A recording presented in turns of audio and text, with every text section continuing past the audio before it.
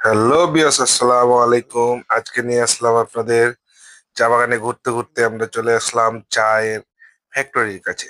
তো আপনাদেরকে ফ্যাক্টরির পাশ থেকে সংক্ষিপ্ত আকারে বলবো যে ফ্যাক্টরির চা কিভাবে তারা তৈরি করে চা পাতার থেকে। তো আমরা চলে আসলাম একবারে চায়ের মিলের কাছে। তো আপনারা দেখতে পাচ্ছেন যে এখানে একটি কলকারখানার মতো। তো এখানে হচ্ছে কিছুই না, এগুলো হচ্ছে হপার। প্রথমে চা হারভেস্ট করে, হারভেস্ট করার পরে এই জায়গাতে এনে এই হপারের ভিতরে চা পাতাগুলো রাখা হয়। এই কারণে রাখা হয়, চা পাতার ভিতরে রস থাকে।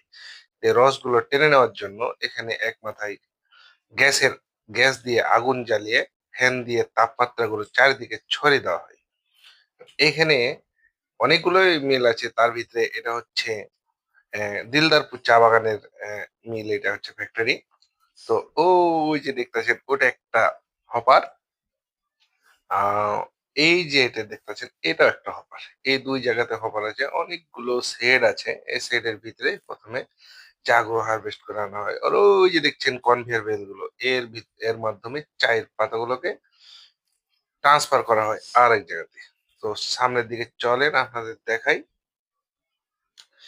তো প্রথমে বাগান থেকে যারা চায়ের মালিক তারা চা গুলো হারভেস্ট করে, হারভেস্ট করার পরে চা মিলের যারা ঊর্ধ্বতন কর্মকর্তা, তারা একজন বড়বাবু থাকে, তারা চা গুলো মেপে মেপে সংগ্রহ করে। সংগ্রহ করার পরে এখানে চলে আসে।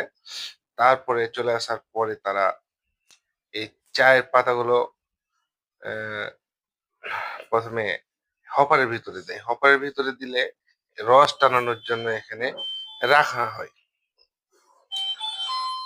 তো এখানে চায়ের রস টানানোর জন্য রাখার পরে তারা এই চা পাতাগুলো প্রথমে চাটাই বাছাই করে। এখানে কয়েক কোয়ালিটির চা আছে, কিভাবে তৈরি হয় তারা এই চা গুলো কোয়ালিটি ওয়াইজ যাচাই বাছাই করার পরে এই যে দেখতেছেন তারা এই যে চা পাতাগুলো লোড করে প্রথমে হপারে দেয়। হপার থেকে তখন আবার বস্তায় লোড করে যে কনভেয়ার বেল্টে দিয়ে দেয়।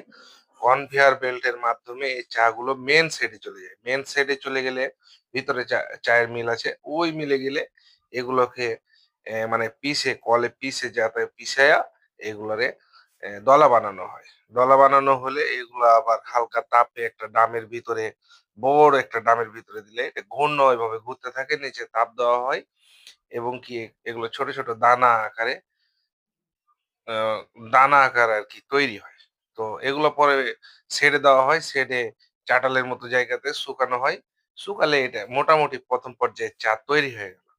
তো এটার আরো কোয়ালিটি মেনটেন করা লাগে, এই জন্য তারা এগুলো লিজ আকারে মানে টেন্ডার আকারে বিক্রি করে দেয়। বিভিন্ন কোম্পানি এখান থেকে চা কিনে নেয়, নেওয়ার পরে নিজ নিজ নামে তারা প্যাকেটিং করে, মার্কেটিং করে, বিভিন্ন ধরনের তারা কোয়ালিটি তৈরি করে। বিভিন্ন ধরনের ছাঁটাই বাছাই করার পরে তারা মানে আপনাদের মাঝে ছিটিয়ে দেয়।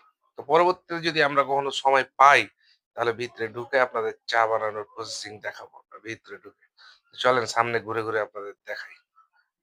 তা আমি বলবো যে আপনাদের ছেলে মেয়েকে অবশ্যই স্বশিক্ষায় শিক্ষিত করুন, এবং অথবা আপনি নিজেও স্বশিক্ষায় শিক্ষিত হন। তাহলে চাকরি বাকরি করবেন, দেশ বিদেশ ঘুরবেন, এবং কি চাকরির পাশাপাশি আমরার মতো এভাবে দেশ বিদেশ ঘুরে ঘুরে আপনি দেখবেন, খুবই আনন্দ পাবেন, খুবই আনন্দ পাবেন। তাই বলবো যে আপনি শিক্ষা গ্রহণ করুন। এই এখানে হলো ম্যানেজারের বাংলো উপরে, আর প্লাস একটা তাদের হসপিটাল আছে ওই উপরে। এই উপরে এমনি বসবাসের জন্য তো একটা পরিবার থাকে। এখানে শুধু বসবাস করে যারা চা শ্রমিক বা চা বাগানের সাথে জড়িত সকল লোকজন এখানে থাকে। এর বাইরে কেউ এখানে বাড়ি করতে পারে না। তো এই জায়গাগুলো হচ্ছে খাস জমি, বলতে সরকারি জমি। এই জমিগুলো প্রথমে কোনো বড় বড় প্রতিষ্ঠান বা কোম্পানি বা বিদেশি কোনো কোম্পানি লিজ নেয়। তারা 35 বছর, 40 বছর, 50 বছর এরকম লিজ নেয়। লিজ দেওয়ার পরে এগুলোতে তারা চা রোপণ করে, যেগুলো ফাঁকা থাকে। আর অনেক অনেক জায়গাতে চা রোপণ করাই থাকে। চা গুলো অনেক আগে। হুম, চা বাগানের ভিতরে এটা তাদের মেলা মেলা বসছে আজকে। পূজা টুজা আছে হয়তো বা তাদের। প্রবেশ করলাম এখন ক্লিপডন চা বাগানে। তো পরবর্তীতে আমরা আবার ক্লিপডন চা বাগানের ভিডিও ছাড়বো। আসসালামু আলাইকুম, আল্লাহ হাফিজ।